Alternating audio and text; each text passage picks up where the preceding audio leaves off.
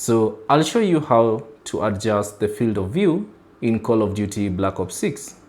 So to do this, simply launch your game on your console and then press the options button on your controller to access this menu.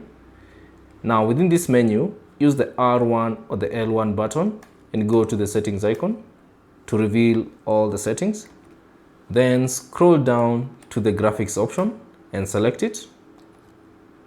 Now from here, use the R1 or the L1 button and go to the view tab or the view category. So R1, L1, go there. Then from here, scroll down and find the field of view option. So there's a preview that you can see on your right side of what this feature is all about.